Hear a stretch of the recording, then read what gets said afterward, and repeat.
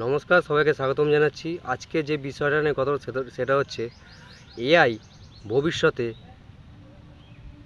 Motivational speaker, inspirational স্পিকারদের কি জায়গা নিয়ে নেবে, এই নিয়ে কথা বলবো। দেখুন, এটা তো ফ্যাক্ট। এখন বর্তমান সময় এআই যেভাবে ডেভেলপ হচ্ছে, এআই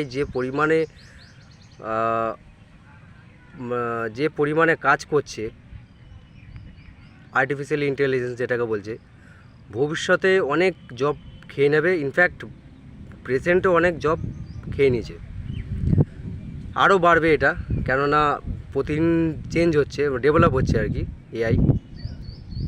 তো একদিন ভাবলাম যে তাহলে কি মোটিভেশনাল স্পিকার, ইন্সপিরেশনাল স্পিকার বা স্পিকার যারা পাবলিক স্পিকার, এদের কি জায়গা কি চলে যাবে? এই নিয়ে একটা কনফারেন্স হয়েছিল।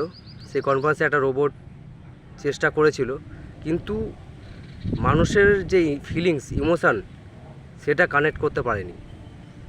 আর ভবিষ্যতেও রোবট, আর্টিফিশিয়াল ইন্টেলিজেন্স মানুষের মতো নিজের অভিজ্ঞতা, নিজের ফিলিংস, ইমোশান এগুলো শেয়ার করতে পারবে না। তো স্পষ্ট কথা, এক কথায় বলে দিই, এআই মোটিভেশন স্পিকার বা স্পিকারদের জায়গাটা নিতে পারবে না। এটা খুবই খুশির খবর। কিন্তু হ্যাঁ, এআই আর মোটিভেশনাল স্পিকার বা স্পিকার যারা, দুটো কম্বাইন করে বেটার কাজ করা যেতে পারে, কিন্তু কেউ কারো জায়গা নিতে পারবে না।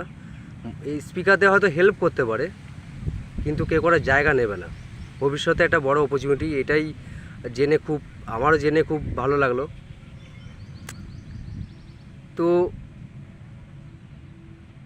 এআই এমন একটা টুল যেটা দিয়ে আপনি অনেক কিছু করতে পারেন, অনেক কিছু ক্রিয়েট করতে পারেন। নতুন যে সময় কোনো বিষয় আপনি ধরুন কোনো কিছু একটা স্ক্রিপ্ট লিখতে যেখানে সময় লেগে যেত অনেক, 1 মাস 2 মাস 3 মাস, সেখানে একটা বেসিক আইডিয়া দিয়ে দেবে এআই কিছু সেকেন্ডের মধ্যে। তা ভাবতে পারছেন কোন লেভেলে আর্টিফিশিয়াল ইন্টেলিজেন্স কাজ করছে। এবার তো শুনছি যে এআই নাকি ভিডিও তৈরি করে দিচ্ছে। আপনার ধরুন কোনো একটা ভিডিও শ্যুট করলেন বা ফটো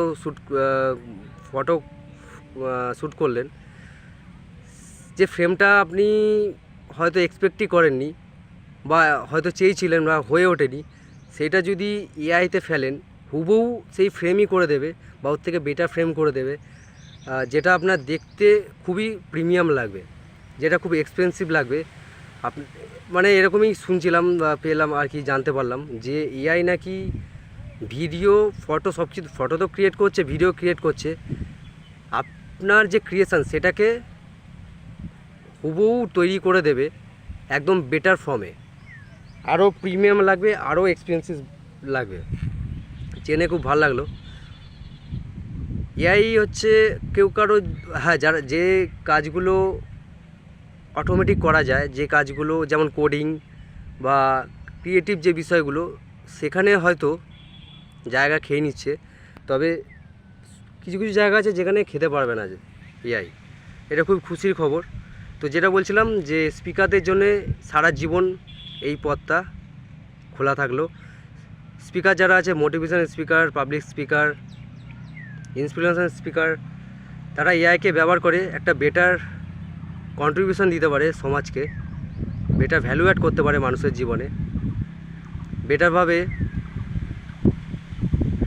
প্রবলেম সলভ করতে পারে মানুষের জীবনে বা সমাজে। তো আজকে ভিডিওটা এইটুকুনি। আপনাদের কেমন লাগলো নিজে কমেন্ট করে জানাবেন। সবাই ভালো থাকবেন। Thank you.